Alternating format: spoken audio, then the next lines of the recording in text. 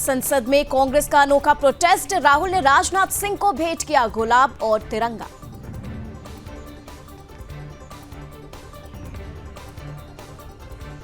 राज्यसभा में अविश्वास प्रस्ताव पर हंगामा। सदन की कार्यवाही 12 दिसंबर तक स्थगित।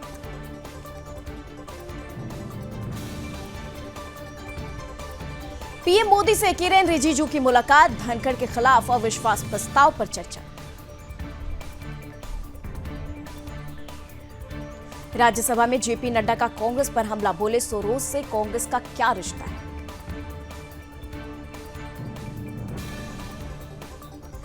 राज्यसभा में केंद्रीय मंत्री जेपी नड्डा ने कहा, सभापति के खिलाफ अविश्वास प्रस्ताव लाना देश की संप्रभुता का मुद्दा से देश का ध्यान भटकाने की साजिश है। इसकी सभी को निंदा करनी चाहिए।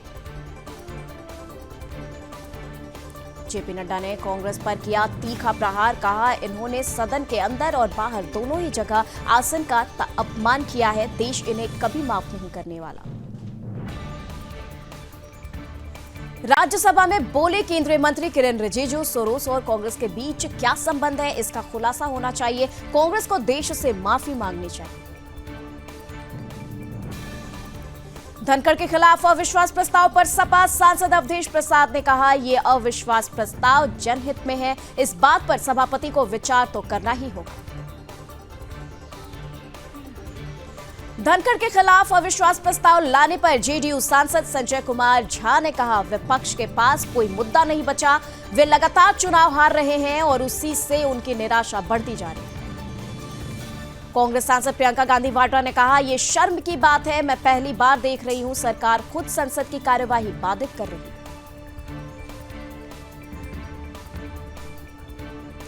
बीजेपी सांसद निशिकांत दुबे ने कहा, विपक्ष मुझे बोलने नहीं दे रहा है। ये चौथा दिन है जब मेरा शून्यकाल बर्बाद हुआ है। विपक्ष मेरी आवाज दबा रही है। बीजेडी सांसद संबित पात्रा ने कहा है, बीजू जनता दल इंडी गठबंधन का हिस्सा नहीं। स्थगन के कारण हमारे जैसे छोटे क्षेत्रीय दलों को परेशान होती है। बीजेपी सांसद जगदंबिका पाल ने कहा, अडानी मुद्दा कोई मुद्दा नहीं है। वे इस देश के नागरिक हैं। सोरोस इस देश के नागरिक नहीं है। उनके कांग्रेस नेताओं से संबंध है।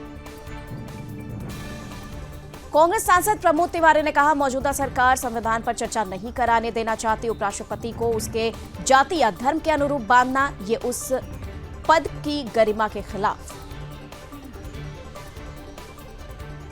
बीजेपी सांसद दिनेश शर्मा ने कहा, यह संसदीय परंपराओं का दुखद पहलू है। कोई ना कोई ऐसा मुद्दा लेकर शोर मचाना जिनसे ना तो संसद का कोई संबंध है और न ही राजनीतिक दलों का संबंध।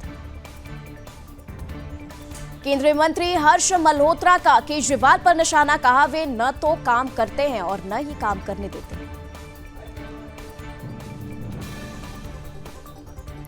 आप सांसद संजय सिंह ने कहा, आगामी विधानसभा चुनाव में कांग्रेस के साथ कोई गठबंधन नहीं होने जा रहा है। आप अकेले ही चुनाव लड़ेंगे।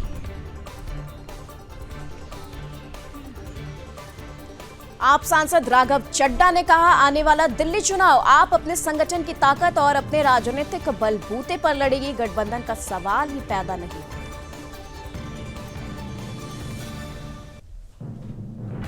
जेएसएससी सीजीएल परीक्षा परिणाम के विरोध पर बाबूलाल मरांडी ने कहा, सरकारी सच्चाई को दबाना चाहती है।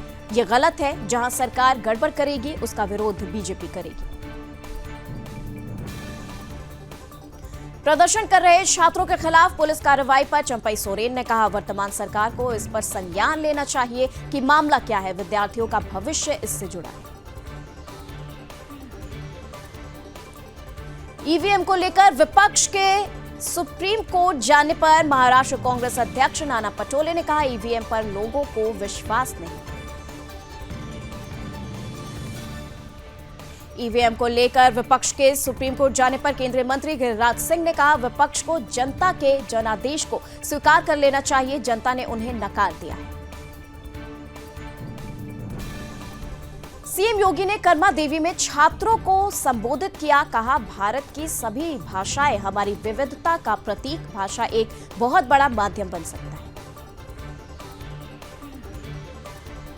यूपी महिला आयोग की उपाध्यक्ष और बीजेपी नेता अपर्णा यादव ने रायबरेली में महिला जिला अस्पताल का किया निरीक्षण। अस्पताल में भर्ती मरीजों से की मुलाकात।